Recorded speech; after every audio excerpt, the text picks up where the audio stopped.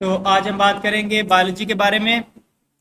पहला सवाल ये पैदा होता है कि बायोलॉजी है क्या। ठीक है, बायोलॉजी किसे कहते हैं। तो डेफिनेशन है बायोलॉजी की सिंपल सी कि biology is scientific study of life. Life की, जिंदगी की साइंटिफिक स्टडी को कहते हैं। अब यहाँ पर दो सवाल पैदा होते हैं कि एक हमने वर्ड यूज किया है साइंटिफिक। इसका क्या मतलब है? हमें आइडिया है कि साइंस क्या होती है, लेकिन एक्चुअली इस चीज का क्या मतलब है उसके बारे में हम बात करेंगे आगे चल के इसी चैप्टर में। लेकिन पहले हम बात करते हैं कि लाइफ किसे कहते हैं, व्हाट इज लाइफ। तो साइंस के बारे में बात करेंगे और लाइफ के बारे में बात करेंगे। तो लाइफ या लिविंग थिंग किसे कहते हैं? एक्यूरेटली लाइफ को डिफाइन करना एक जरा कॉम्प्लेक्स या टेक्निकल मसला है थोड़ा सा। ठीक है, तो लेकिन हम उसको रिकग्नाइज कर सकते हैं कि कोई चीज लिविंग है या नॉन लिविंग है on the basis of set of characteristics. कुछ खुसूसियात हैं, अगर वो खुसूसियात किसी चीज में होंगी तो वो लिविंग कंसीडर होगा। अगर वो खुसूसियात मौजूद ना हो और एक भी उन सेट में से एक भी चीज मिसिंग हो जाए तो हम उसको लिविंग कंसीडर नहीं करेंगे। ठीक है, ये सारी खुसूसियात इकट्ठी मौजूद होनी चाहिए। क्या क्या खुसूसियात है कि living things are complex and organized. तमाम लिविंग ऑर्गेनिजम्स कॉम्प्लेक्स होते हैं अपने इर्द गिर्द। मतलब मैं हूं तो मैं इस मल्टीमीडिया, अब ये मल्टीमीडिया खोल के देखेंगे तो अंदर से काफी कॉम्प्लेक्स है, लेकिन मैं उसकी निस्बत ज्यादा कॉम्प्लेक्स हूँ। ठीक है, मेरे अंदर जो बॉडी पार्ट्स हैं वो ज्यादा कॉम्प्लेक्स हैं बनिस्बत किसी मशीन के। तो वो कॉम्प्लेक्स होते हैं, ऑर्गेनाइज होते हैं, सेल्स पर मुश्तमिल होंगे। ठीक है, एक या एक से ज्यादा सेल हो सकता है। उनका कुछ ना कुछ जेनेटिक प्रोग्राम होता है। ठीक है, यानी कि उनकी बॉडी कैसे काम करेगी, कैसे बनेगी, वो सारा उसके अंदर सेल के अंदर कहीं ना कहीं लिखा हुआ है। इसी तरह एनर्जी यूटिलाइज करते हैं, यानी कि अपनी एनवायरनमेंट से एनर्जी हासिल करते हैं और फिर उस एनर्जी को इस्तेमाल करते हैं ग्रोथ एंड रिप्रोडक्शन के लिए। फिर इसी तरह तमाम लिविंग ऑर्गेनिज्म सेंसिटिव होते हैं और रिस्पॉन्सिव होते हैं। सेंसिटिव का मतलब कि एनवायरनमेंट को सेंस कर सकते हैं और उसके मुताबिक अपना कोई रिस्पॉन्स शो कर सकते हैं। एनवायरनमेंट में कोई तब्दीली हो रही है तो उनको पता लग जाता है कि तब्दीली हुई है और उसके मुताबिक फिर एडजस्ट होते हैं और अपनी इंटरनल बॉडी की कंडीशंस को मेंटेन रखते हैं या रखने की कोशिश करते हैं। इसको हम होम्योस्टेसिस भी कहते हैं। कॉम्प्लेक्सिटी और ऑर्गेनाइजेशन का मतलब क्या है? ठीक है, अब लिविंग थिंग्स कॉम्प्लेक्स होते हैं और कॉम्प्लेक्स का मतलब है कोई ऐसी चीज जो बहुत सारे दूसरे हिस्सों से मिलकर बनी हुई हो। ठीक है, मसलन दीवार को देखें तो वो उसके अंदर क्या क्या चीज डाली हुई है? सीमेंट डाला हुआ है, रेत डाली हुई है, ईंटें लगाई हुई हैं, कहीं कहीं जो है वो सरिया लगा हुआ होगा, पिलर बने हुए हैं। तो ठीक है, तो चंद चीजों पर मुश्तमिल है। या उसके भी कंपोनेंट्स का एनालिसिस कर लें तो आपको पता लग जाएगा शायद 20-25 तरह के केमिकल्स उसके अंदर मौजूद होंगे, 50 तरह के हो सकते हैं। उसके मुकाबले में लिविंग थिंग्स बहुत ज्यादा कॉम्प्लेक्स हैं, बहुत सारे छोटे छोटे छोटे छोटे पार्ट से मिलकर बनी हुई है। इवन अगर आप एक अमीबा को देखें, अमीबा क्या है?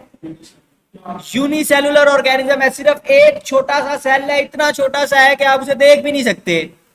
और उसके ही अगर हिस्सों की बात करें तो उसमें बीसियों तरह के मुख्तलिफ हिस्से पाए जाते हैं और सैकड़ों तरह के उसके अंदर सिस्टम्स मौजूद हैं और हजारों तरह के केमिकल्स उसके अंदर मौजूद हैं जो उसको बना के चला रहे हैं।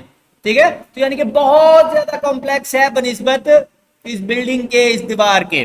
ठीक है, तो बहुत सारे छोटे छोटे हिस्सों से लिविंग ऑर्गेनिजम्स मिलकर बने हुए होते हैं, तो इसको हम कहते हैं कि लिविंग ऑर्गेनिजम्स कॉम्प्लेक्स हैं। फिर ऑर्गेनाइज का मतलब ये है कि ये नहीं कि 2 किलो जनाब फेफड़े ले लिए, 1 पाव दिल ले लिया, आधा किलो गोश्त ले लिया, उनका मिक्सचर बनाया तो लिविंग थिंग बन जाएगी। ये नहीं होता। बेतरतीब चीजें मिला देने से लिविंग नहीं हो जाता, उन चीजों को बड़ी तरतीब में जोड़ना पड़ता है। ठीक है, एक खास तरीके से जुड़ेंगी तो फिर चल के वो लाइफ की प्रॉपर्टीज उनके अंदर पैदा होंगी। ठीक हो गया जी। तो इसको हम कहते हैं ऑर्गेनाइजेशन, तरतीब के साथ चीजें लगी हुई हैं। फिर तमाम लिविंग थिंग्स के अंदर सेल्स होते हैं, या एक सेल होगा या मल्टीपल सेल्स होंगे।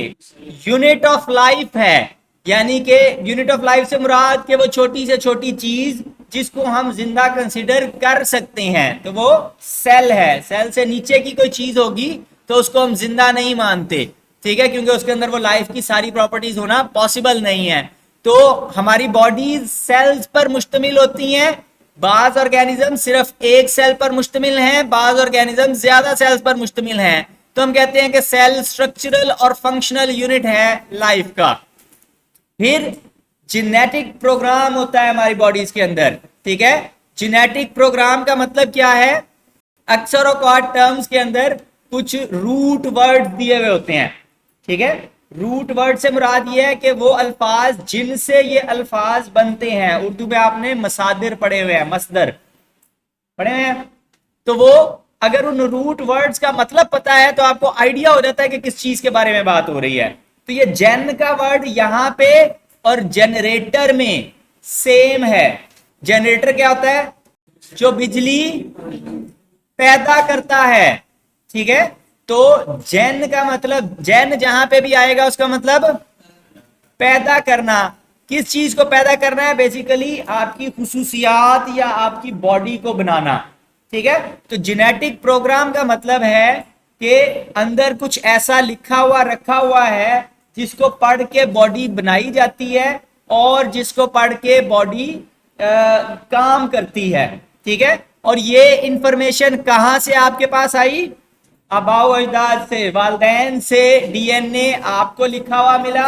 आप अपने बच्चों को आगे पास करेंगे तो किसकी बॉडी कैसे बननी है वो लिखा हुआ है उस डीएनए के अंदर, ठीक है। या बाज ऑर्गेनिजम्स के अंदर आरएनए भी इस तरह का काम कर सकता है, तो उसको भी हम बाज दफा जेनेटिक मटेरियल कंसीडर कर लेते हैं।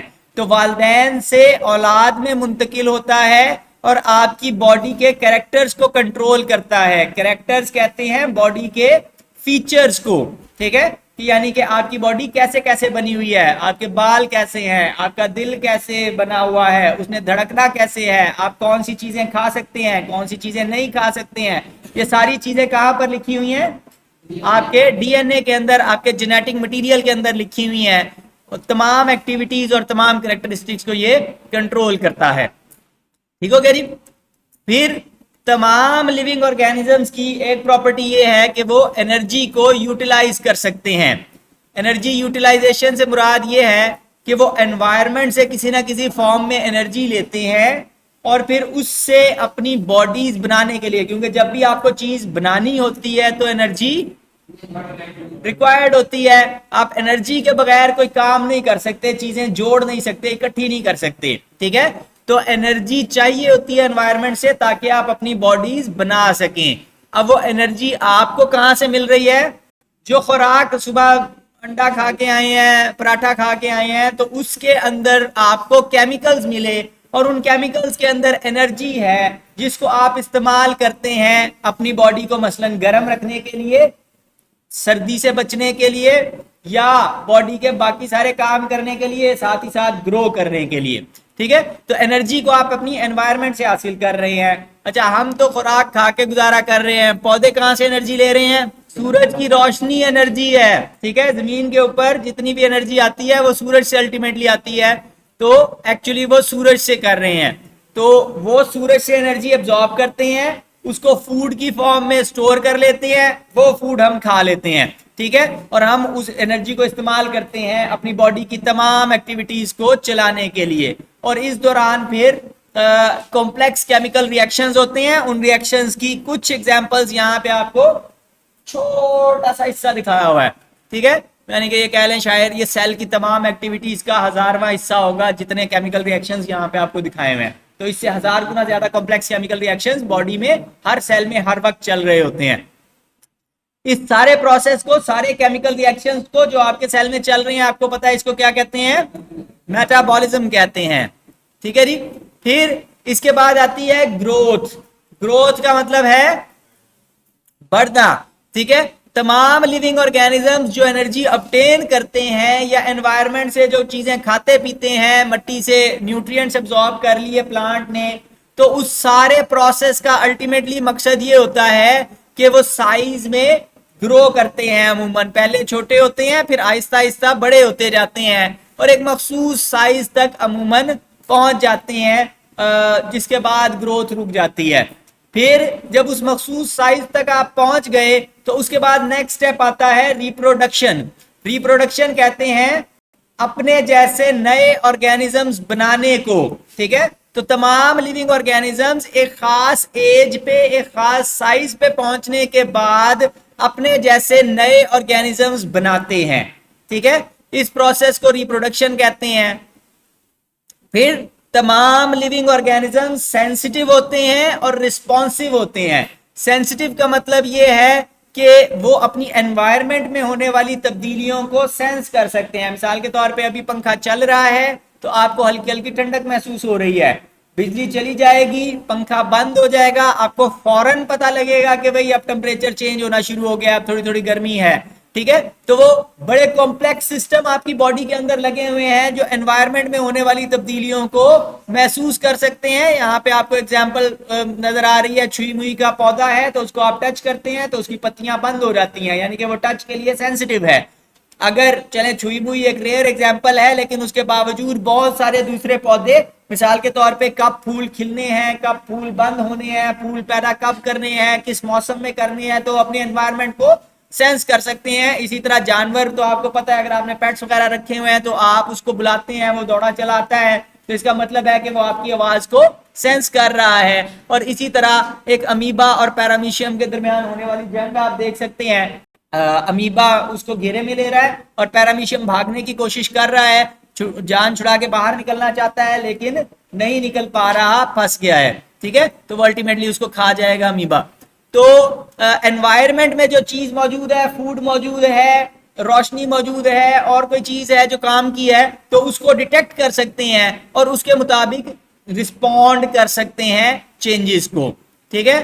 फिर इस सारी एक्सरसाइज का मकसद क्या है? एनर्जी हासिल करने का, मेटाबॉलिज्म चलाने का मकसद ये है कि बाहर की चेंजेस को महसूस किया जाए और उसके बाद अंदर की चेंजेस को एडजस्ट किया जाए कि वो बहुत ज्यादा चेंज ना हो जाए, क्योंकि लाइफ के लिए मेटाबॉलिज्म जरूरी है। मेटाबॉलिज्म क्या है?